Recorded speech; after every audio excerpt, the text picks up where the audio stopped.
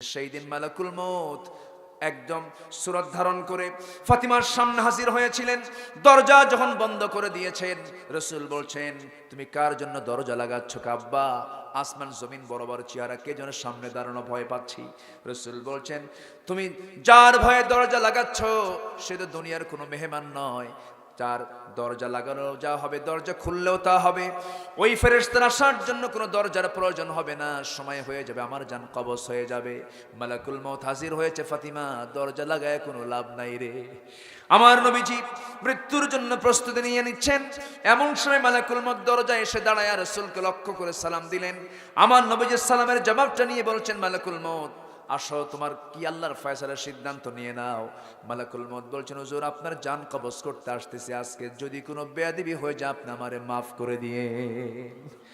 আমার নবীজি বলছেন, আল্লাহর কোনো ফয়সালায় কোনো প্রকার কোনো কথা বলার সুযোগ নাই, জান কবজের প্রক্রিয়া শুরু করে দাও।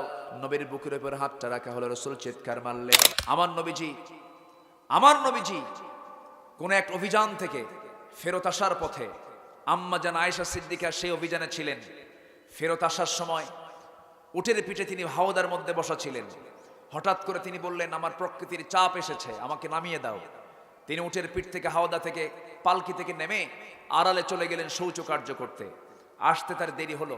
উনি খুব চিকন ছিলেন, মানে হাওদার মধ্যে থাকতেও সে ওজন, না থাকলেও সে ওজন। আসতে দেরি হয়ে গেছে, এসে দেখেন কেউ নাই।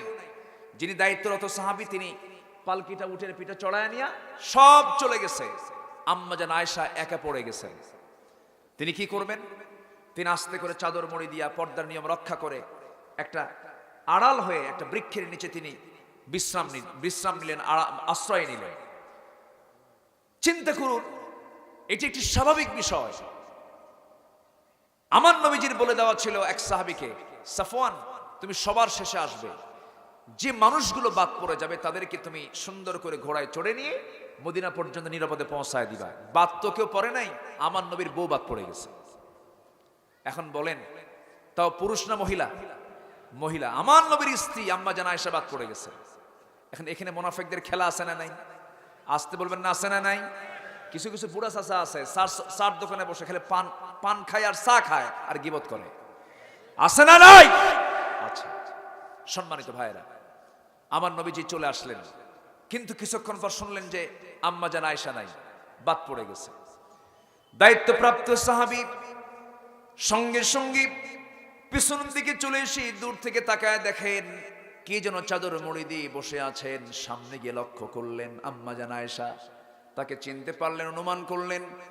এরপরে বললেন, আম্মা জান আয়েশা আপনি কোনো টেনশন করবেন না, রাসূল আমাকে দায়িত্ব দিয়েছেন, আমি আপনাকে নিরাপদে সতীত্বের নিরাপত্তা দিয়া, আপনি তো আমাদের আম্মা জান উম্মাহাতুল মুমিনিন, কোনো টেনশন করবেন না, আমি আপনাকে নিরাপদে নবীর ঘরে পৌঁছায়া দেব।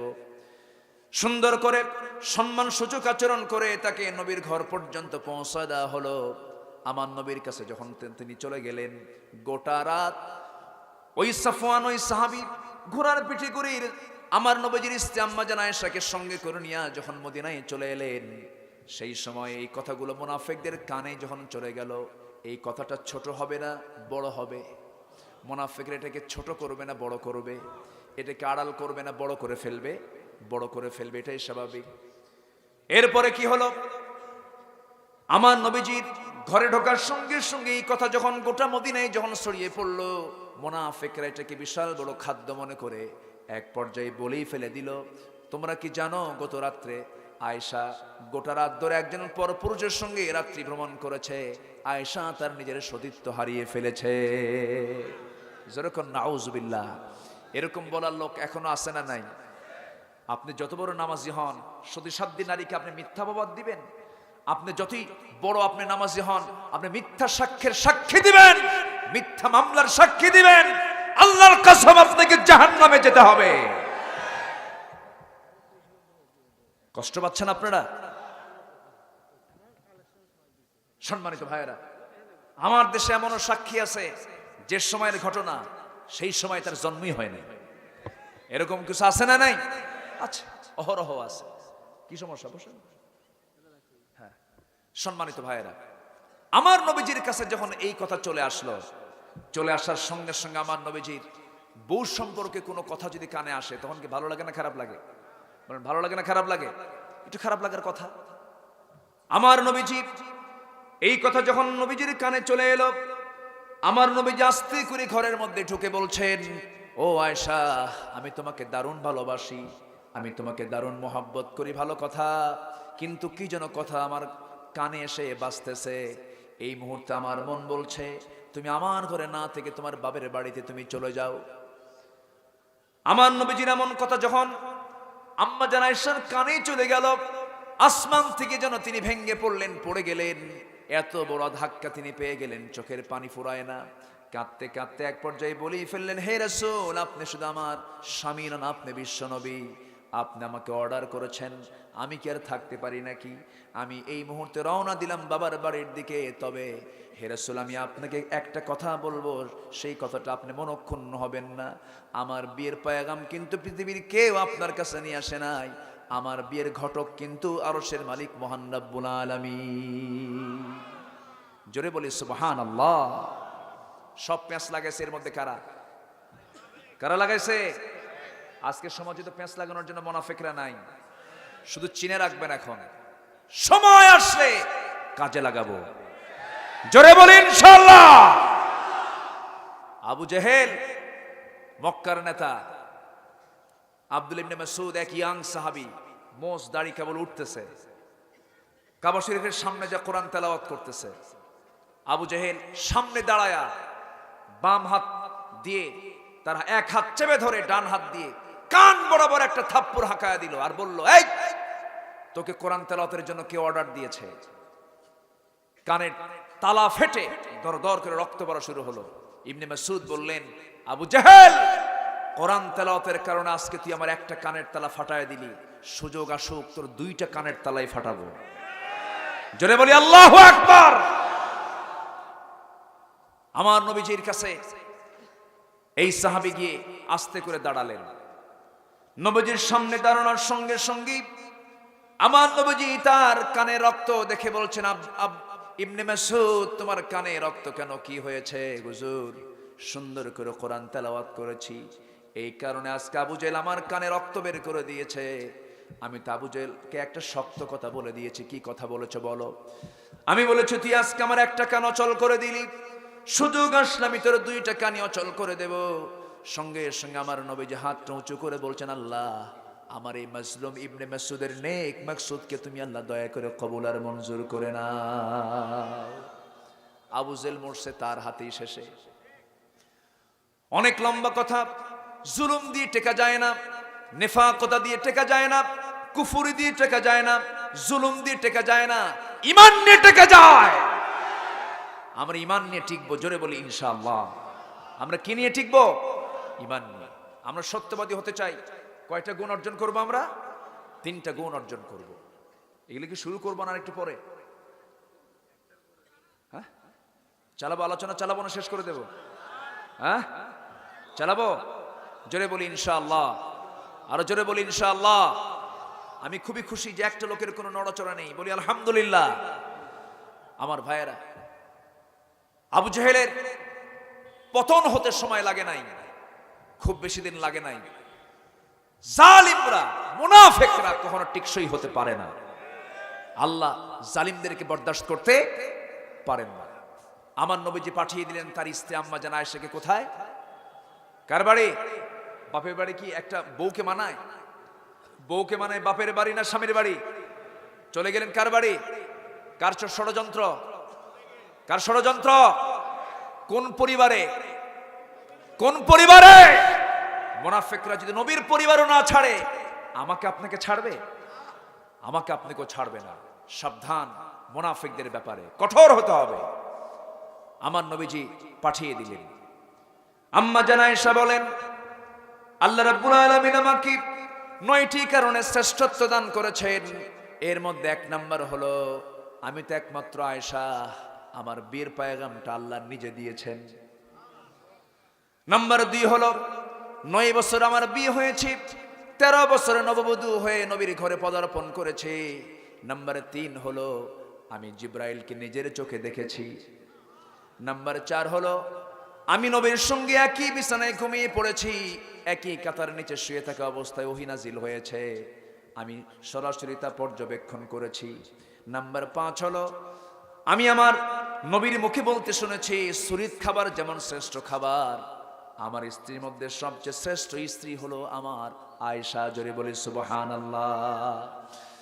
নাম্বার 6 হলো, আমি একমাত্র স্ত্রী, আমার নবীর জীবনের সবচেয়ে কম বয়সী এবং কুমারী স্ত্রী, আর বাকি স্ত্রীগুলো সব বিবাহিতা ছিলেন এবং আল্লাহ তাআলা আমাকে বিয়ে করার জন্য আল্লাহ নিজে অর্ডার দিয়েছেন। নাম্বার 7 হলো, আমার উদ্দেশ্য করে আল্লাহ তাআলা সরাসরি কোরআনে কারীমের মধ্যে কয়েকটা আয়াত নাজিল করেছেন। তায়াম্মুমের আয়াতটা আমার জন্যই নাজিল হয়েছে, আমাকে কেন্দ্র করে নাজিল হয়েছে, আমি নিজেকে গর্বিত মনে করি। নাম্বার 8 হলো, আমি আমার রাসূলকে শেষ বিদায়টা আমি নিজেই জানিয়ে দিয়েছি। আমার রাসূল যখন দুনিয়া থেকে বিদায় নেবেন, যখন তার মুমূর্ষ অবস্থা, তিনি কাতরাচ্ছিলেন, যে কোনো মুহূর্তে রাসূল আমার দুনিয়া থেকে বিদায় নেবেন। রবিউল আউয়াল মাসের মৃত্যুর সময়টা ঘনিয়ে এসেছে, যে কোনো সময় মালাকুল মউত চলে আসবে।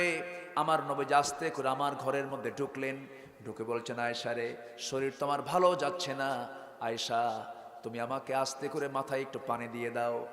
আমি আমার রাসূলকে সুন্দর করে টুলের উপরে বসায়া দিলাম, মাথায় পানি ঢালতে নিয়ে হঠাৎ করে টুলের পায়ের নিচে আমার পাটা আটকে গেল, পাটা কেটে রক্তগুলো পানি দিয়ে গড়ে গড়ে যাচ্ছিল। আমার নবীজি হঠাৎ করে দেখতে পেলেন, আস্তে করে উঠতে চাইলেন, রক্ত দেখে বলছেন, আয়েশা আমাকে কেন বললেন, তোমার পা তো কেটে গেছে।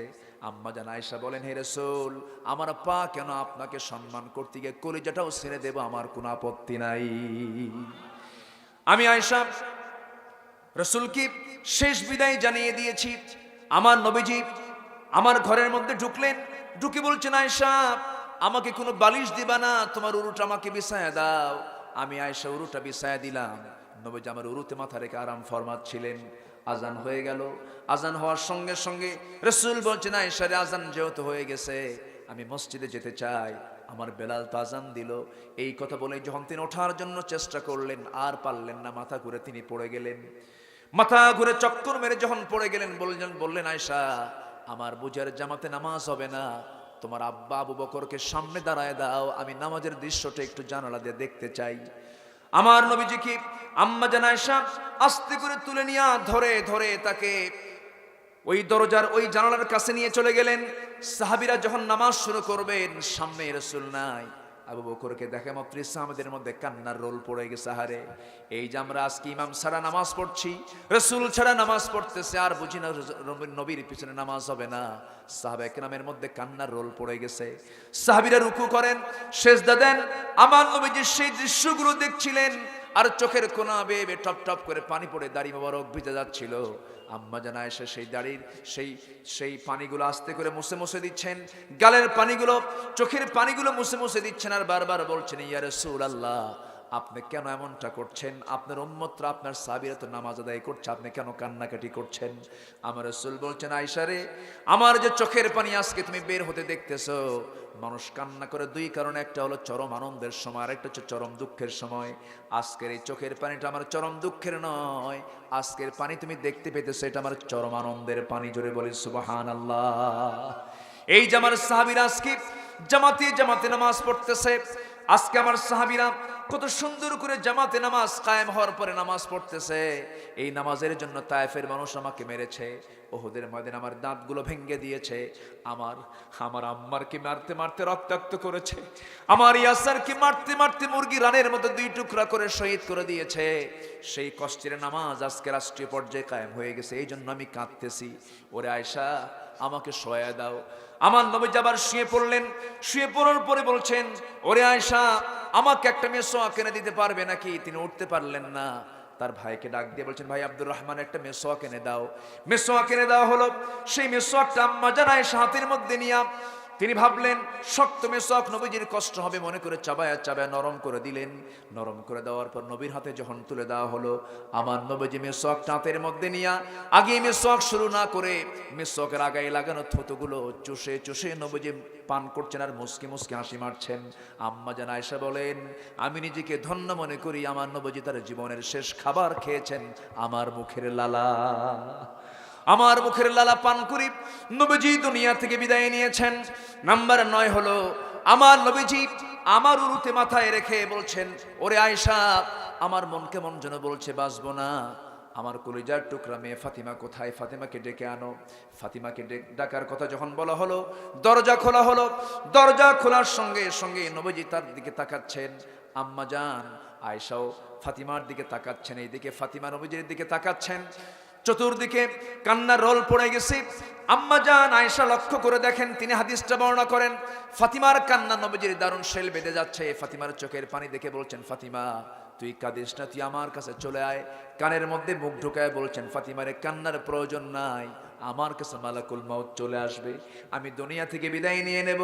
আমার বিদায়ের পরে তোমারও বিদায় হয়ে যাবে। ফাতিমা, দুনিয়ার জীবনে তুমি কাছাকাছি ছিলে, আমার মৃত্যুর পরও তুমি আমার কবরেও কাছাকাছি থেকে যাবে। এই কথা যখন বলা হলো, ফাতিমার কান্না বন্ধ হয়ে গেল। ফাতিমার কান্না যখন থেমে গেল, নবীজি তাকে বিদায় দিয়ে দিলেন। দরজার কাছে গেলেন, দরজা খোলার সঙ্গে সঙ্গে ভয়ে ভীত হয়ে আবার দরজা লাগায় দিলেন। দরজা লাগানোর সঙ্গে সঙ্গে রাসূল বলছেন, ফাতিমা দরজা লাগাও কেন, কি হয়েছে আব্বা? বাইরে কে যেন দাঁড়ানো আছে। সেই দিন মালাকুল মউত একদম সুরত ধারণ করে ফাতিমার সামনে হাজির হয়েছিলেন। দরজা যখন বন্ধ করে দিয়েছেন, রাসূল বলছেন, তুমি কার জন্য দরজা লাগাচ্ছ আব্বা? আসমান জমিন বরাবর চেহারা, কে যেন সামনে দাঁড়ানো, ভয় পাচ্ছি। রাসূল বলছেন, তুমি যার ভয়ে দরজা লাগাচ্ছ সে তো দুনিয়ার কোনো মেহমান নয়, যার দরজা লাগানো যা হবে, দরজা খুললেও তা হবে। ওই ফেরেশতার আসার জন্য কোনো দরজার প্রয়োজন হবে না, সময় হয়ে যাবে, আমার জান কবজ হয়ে যাবে। মালাকুল মউত হাজির হয়েছে। ফাতিমা দরজা লাগায় কোনো লাভ নাই রে। আমার নবীজি মৃত্যুর জন্য প্রস্তুতি নিয়ে নিচ্ছেন। এমন সময় মালাকুল মউত দরজায় এসে দাঁড়ায়, রাসূলকে লক্ষ্য করে সালাম দিলেন। আমার নবীজির সালামের জবাবটা নিয়ে বলছেন, মালাকুল মউত আসো, তোমার কি আল্লাহর ফয়সালার সিদ্ধান্ত নিয়ে নাও। মালাকুল মউত বলছেন, হুজুর আপনার জান কবজ করতে আসতেছি, আজকে যদি কোনো বেয়াদবি হয়ে যায় আপনি আমারে মাফ করে দিয়ে। আমার নবীজি বলছেন, আল্লাহর কোনো ফয়সালায় কোনো প্রকার কোনো কথা বলার সুযোগ নাই, জান কবজের প্রক্রিয়া শুরু করে দাও। নবীর বুকের উপর হাতটা রাখা হলো, রাসূল চিৎকার মারলেন, আবার হাতটা সরাইয়া দিলেন। নবীজি চিৎকার মারলেন, আবার হাতটা সরাইয়া দিলেন। আমার নবীজি বলছেন, ওরে মালাকুল মউত, তুমি আমার বুকের উপরে তোমার হাতটা রাখো নাই, মনে হলো উহুদ পাহাড় রেখেছ, মনে হলো আসমান জমিন রেখে দিয়েছ, মনে হলো গোটা দুনিয়ার সব কিছু চাপিয়ে দিয়েছ আমার বুকের উপরে। আজরাইল, এত কষ্ট সব আমাকে দিয়ে দাও, কিন্তু মৃত্যুর সময় আমার উম্মতরা এত কষ্ট করবে, আমি তার দিনের নবী মুহাম্মদ হয়ে সইতে পারবো না। জোরে কোন সুবহানাল্লাহ, আরো জোরে কোন সুবহানাল্লাহ। মৃত্যুর সময় সবাই আমরা চিন্তা করি ছেলের কথা, মৃত্যুর সময় আমরা সবাই চিন্তা করি মেয়ের কথা, মৃত্যুর সময় আমরা চিন্তা করি বউ বাচ্চা ভাই বোনদের কথা। আর আমার নবীজি চিন্তা করলেন কার কথা? উম্মতের কথা। সে নবীর প্রতি বিশ্বাস আনার দরকার আছে না নাই? ইন্নামাল মুমিনুনা আল্লাযীনা আমানু বিল্লাহি ওয়া রাসূলিহি। জোরে বলুন আল্লাহু আকবার। আমার নবীজি এবার মৃত্যুর ফয়সালা যখন হয়ে যাবে, মালাকুল মউত তার জান কবজটা শুরু করবেন। এমন সময় নবীজি ফাতিমাকে সর্বশেষ একটা শব্দ বলে দিলেন, ফাতিমা শোনো, আমার মনে হয় মৃত্যুর সময়টা ঘনিয়ে এসেছে। আমার উম্মতকে একটা লাস্ট মেসেজ তুমি জানিয়ে দেবে, আমার উম্মতরা যেন 5 ওয়াক্ত নামাজ যেন কখনো না ছেড়ে দেয়। যে জোরে বলে সুবহানাল্লাহ। সর্বশেষ কথা কি বলেন? বলেন কয় ওয়াক্ত নামাজ? সর্বশেষ কথা কি? 5 ওয়াক্ত নামাজ। আম্মা জান আয়েশা বলেন, আমি নিজেকে ধন্য মনে করি রাসূল তার জীবনের শেষ কথাটা আমার সঙ্গী বলেছেন। এই 9টি কারণে শ্রেষ্ঠত্বের কথা আম্মা জান আয়েশা বলেছেন। সেই আম্মা জান আয়েশা কি ওই মুনাফিকের বাচ্চারা বাপের বাড়ি পর্যন্ত পাঠাতে বাধ্য হয়ে গেল। সেই এত বড় ষড়যন্ত্রের জাল যখন তারা বিস্তার করেছিল, কিন্তু মুনাফিকদের সমস্ত জাল বিচ্ছিন্ন করে দেন কে? আসতে বলবেন না কে? আমার নবীজি এখন করলেন কি? মাত্র কয়েকটা দিন চলে গেল, 40 দিন যখন পার হয়ে গেছে, সরাসরি আয়াত নাজিল হয়ে গেছে। আম্মা জান আয়েশার সার্টিফিকেট আল্লাহ পাক নিজেই দিয়ে দিচ্ছেন, ইন্নাল্লাযীনা জাউ বিল ইফকি উসবাতুম মিনকুম। আল্লাহ তাআলা সুন্দর করে প্রমাণ স্বরূপ জানায় দিলেন, হে রাসূল, আয়েশার ব্যাপারে যারা এই সমস্ত প্রপাগান্ডাগুলো করেছে সম্পূর্ণ একটা বাবাদ ছাড়া কিছুই নাই, মিথ্যা কথা। আমার নবীজির আনন্দ দেখে কে? এখন একটা বিষয় এখান থেকে প্রমাণিত হলো, রাসূল কি গায়েব জানতেন? আস্তে কোন কেন? আস্তে কোন কেন? রাসূলকে যা জানাতে হতো তিনি জানতেন, কিন্তু গায়েব রাসূল নিজে জানতেন। আমার ভাইয়েরা, আমার নবীজি যখন আয়াতটা পেলেন আনন্দ দেখে দৌড় মেরে চলে গেলেন শ্বশুর বাড়ি। কার বাড়ি? শ্বশুর বাড়ি চলে গেলেন। শ্বশুর বাড়ি গিয়ে ডাকতেছেন, আয়েশা, আয়েশা, হুমায়রা কোথায়? তাড়াতাড়ি আসো। কিন্তু হুমায়রা আয়েশা কথা বলে না, তিনি লুকিয়ে আছেন, অভিমান করে আছেন। মেয়েদের বাঁকা ভাব আছে না নাই? আসতে কোন কেন ভাই, মানে কিছুই বোঝেন না আপনারা। মেয়েদের বাঁকা ভাব আছে না নাই? বাঁকা যদি সোজা করতে যান তাহলে কি হয়? ভেঙ্গে যায়, তাই না? ভেঙ্গে যায়। রাসূল বলেছেন মেয়েদের বাঁকা একটা ভাব আছে, এটাকে আপনি সোজা করতে যাবেন, ভেঙ্গে যাবে না। ওদের সঙ্গে জিদ ধরে আমরা পারবো না, জিদের ঠেলায় ওরাই কিন্তু ফার্স্ট, ঠিক কিনা বলেন? যেদের ক্ষেত্রে ওরা কি ফার্স্ট, এক্ষেত্রে ছাড় দিতে হবে স্বামীকে না স্ত্রীকে। দেখছেন অনেকে মনে মনে কয় বউকে, এরকম চিন্তা করতেছেন নাকি? আমার রাসূল চলে গেলেন, চলে যাওয়ার পর আস্তে করে ডাক দিচ্ছেন, আসে না। সামনে পেলেন, আয়েশা, তোমার জন্য আল্লাহর আয়াত নাজিল হয়ে গেছে। জোরে কোন সুবহানাল্লাহ। আম্মা জান আয়েশা বলতেছেন যে আমি ইব্রাহিমের আল্লাহর প্রশংসা করি। কার আল্লাহর? বলেন কার আল্লাহ? রাসূল বললেন, আয়েশা, তোমার কিন্তু রাগ এখনো কমেনি। কেন? তুমি ইব্রাহিমের আল্লাহ কেন সরাসরি আল্লাহ বলতে পারো না? সুবহানাল্লাহ বলবেন না? রাগটাও ছিল কত ব্যালেন্স, কত স্বাভাবিক রাগ তিনি করেছেন, বুঝাচ্ছেন আমি একটু রাগ করে আছি। রাসূল সুন্দর করে হুমায়রা বলে, হো ও লাল টুকটুকে মহিলা, আসো। মেয়েদেরকে একটু প্রশংসা করলে বেজার হয় না, খুশি হয়? বেজার হয় না, খুশি হয়? হয়তো আজকে আপনার বউটা খুব রাগ করছে, ব্যাগ ট্যাগ ভরায় বলতেছে সংসার করবই না, তালাক দে। এরকম মহিলা আছে না নাই? দে তালাক, থাকলাম না। এরকম মহিলা আছে না নাই? সেটা নাই মনে হয় আছে। হয়তো খুব রাগ করছে, এদিকে 4-5টা ছেলে মেয়েও আছে, এখন কি করবেন আপনি?